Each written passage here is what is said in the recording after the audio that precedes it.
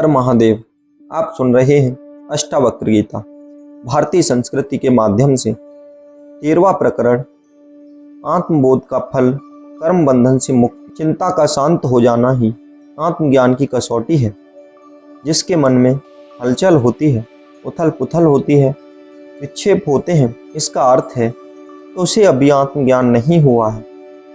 चित्त की स्थिरता संसार को छोड़कर भागने वाले के लिए भी दुर्लभ है। बाहरी आडंबरों से आत्मज्ञान नहीं होता। आत्मज्ञान राजा जनक की स्थिति प्राप्ति करने से होता है।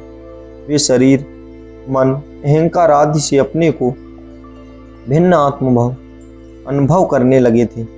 संसार के जो भी कर्म, भावना, विचार, त्याग, ग्रहण, अच्छा बुरा आदि जो मन, अहंकार और शरीर से है, इन सब से पार अपने को आत्मस्वरूप केवल चैतन्य अनुभव करने लगे थे। ऐसा भाव वे चित्त की स्थिरता जो चित्त की स्वास्थ्य से है वो उपलब्ध हो गए थे। मनुष्य शरीर, मानसिक ये वाणी के दुखों से दुखी होता है। ये क्या है, यह समझना जरूरी है। शारीरिक दुख, इसमें यह प्रश्न बहुत ही महत्वपूर्ण है। ध्यान से सुनिए। वास्तव में शरीर ही सबसे बड़ी व्याधि है। इसके रहित सुख संभव नहीं है। शारीरिक कष्ट, रोग, थकान, उपाहिज हो जाना, भरण पोषण के लिए शारीरिक श्रम करना आदि शारीरिक दुख है। और मानसिक दुख क्या है? मन के तो अनेक दुख होते हैं, जैसे अभाव, अपमान, चिंता, महत्वाकांक्षाहीन भावना, प्राप्त करने की चिंता, खोजने की चिंता, रख रखाव की चिंता, रक्षा की चिंता, संकल्प, विकल्प आदि। और वाणी के दुख भी सुन लीजिए। गूंगा हो जाना, मन के भावों को बिना सोचे समझे व्यक्त करना, अपशब्द, कटु भाषण, मिथ्या भाषण, व्यर्थ प्रलाप, अधिक बोलना या आवश्यकता होने पर भी नहीं बोलना आदि वाणी के दुख हैं। राजा जनक कहते हैं कि मैं उपर्युक्त तीनों प्रकार के दुखों का त्याग कर आत्मानंद से सुखपूर्वक स्थित हूँ। जो शरीर, मन एवं वाणी के दुखों से प्रभावित नहीं होता, वही आत्मा के आनंद की अनुभूति करता है। आत्मज्ञान प्राप्त करना ही सबसे बड़ा पुरुषार्थ है। इसी से उस पुरुष तत्व अर्थात आत्मा की उपलब्धि होती है। मनुष्य के कर्म दो प्रकार के होते हैं।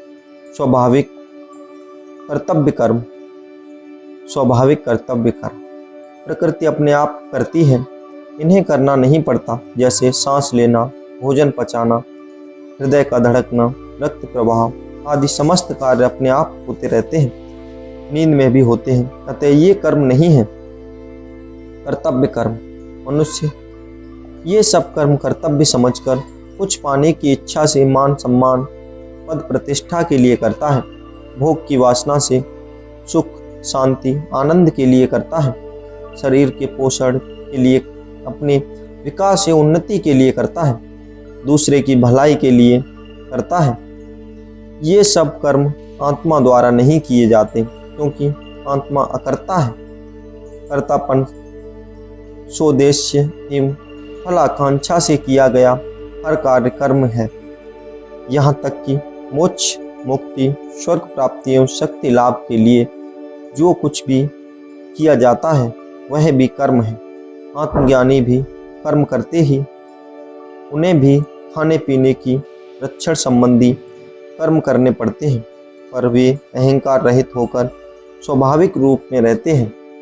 उन्हें भी न कर्मों के करने का आग्रह होता है, न त्याग का, क्योंकि आत्मा में स्थित हो जाने पर उन्हें यह बोध हो जाता है कि कोई भी कर्म आत्मकृत नहीं, प्रत्युत प्रकृतिजन्य है।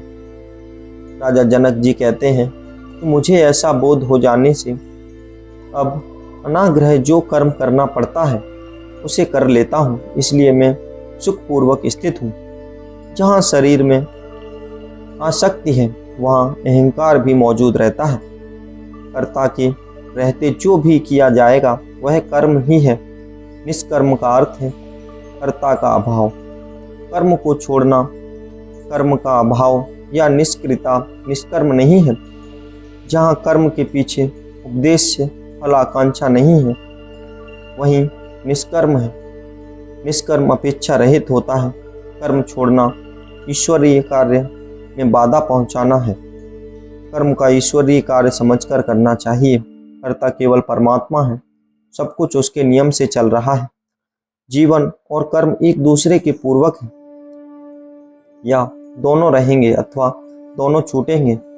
कर्तापन से मुक्त होकर निमित्त मात्र बनकर कर्म करो। कुछ पाने के लिए कर्म सौदेबाजी है। एक बार हनुमान चालीसा पढ़कर फिर हनुमान जी के सामने लंबा चौड़ा मांग कर पत्र रख देना कोई साधना नहीं है।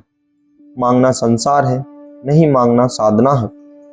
शरीर के लिए आवश्यक कर्म करने वाला स्वाभाविक रूप से कर्म करने वाला कर्म करते हुए भी कर्म बंधन से मुक्त रहता है। अज्ञानी निष्कर्म की साधना भी शरीर में आसक्त होकर ही करेगा। अतः यह दोनों भाव वाला होने से दोनों ही उसके लिए बंधन स्वरूप हैं। राजा जनक कहते हैं कि मैं इस देह के संयोग और वियोग दोनों से पृथक चैतन्य आत्मा में स्थित हूँ, इसलिए मैं सुखपूर्वक स्थित हूँ। अब कर्म निष्कर्म आदि मेरे बंधन नहीं है। अहंकार ये उसका परिणाम। अहंकार मनुष्य को जन्म से ही मिलता है। संसारी यदि अहंकारी है तो आश्चर्य नहीं, क्योंकि संसार का सारा खेल अहंकार का है। संसारी की अपेक्षा धार्मिक व्यक्ति में अहंकार अधिक होता है। अहंकारी हमेशा दूसरों का ध्यान अपनी ओर आकर्षित करता है। हम अपना भोजन, वस्त्र, मकान आदि का उपयोग भी उपयोगिता के आधार पर न करने का अहंकार की तुष्टि के लिए करते हैं। ज्यों ज्यों अहंकार बढ़ता है व्यक्ति की श्रेष्ठता कम होती जाती है। मनुष्य भी प्रकृति का अंग है। प्रकृति के अन्य सभी अंग निरुद्देश्य जी रहे हैं, किंतु मनुष्य के अपने जीवन का उद्देश्य निश्चित कर लिया है। उद्देश्य निश्चित करने से संघर्ष आरंभ होता है। जैसे धन संचय करने का उद्देश्य है, तब शोषण, बेईमानी, भ्रष्टाचार आदि के रूप में संघर्ष अनिवार्य है। जो कार्य स्वभाव से होते हैं उनमें अहंकार निर्मित नहीं होता।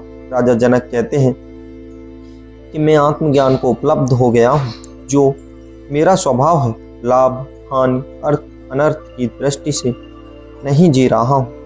अब मेरे लिए ठहरने, चलने या सोने का न कोई अर्थ है न अनर्थ है।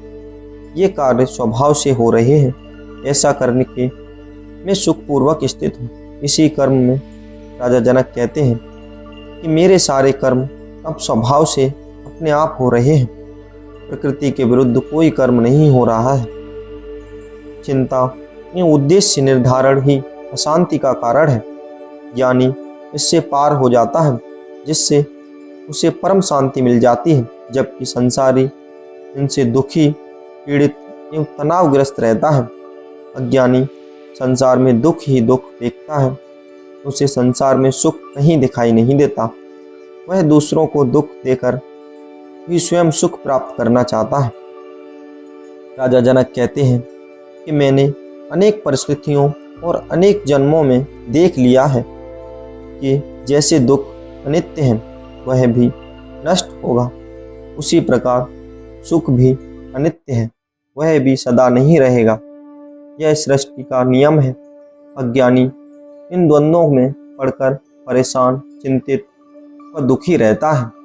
ज्ञानी इनसे पार हो जाने से सदा आनंद में स्थित हुआ सुखपूर्वक जीता है। यह अवस्था ही मोक्ष या निर्माण की अवस्था है। इसी के साथ हमारा 13वां अध्याय समाप्त होता है। अगर आप हमारे पेज भारतीय संस्कृति पर नए आ रहे हो तो हमारे पेज को सब्सक्राइब कीजिए और ज़्यादा से ज़्यादा बढ़ावा दीजिए। हमारा पेज एक सनातन धर्म के प्रचार प्रसार में लगा हुआ है, तो ज़्यादा से ज़्यादा सपोर्ट कीजिए। हर हर महादेव, हर हर महादेव।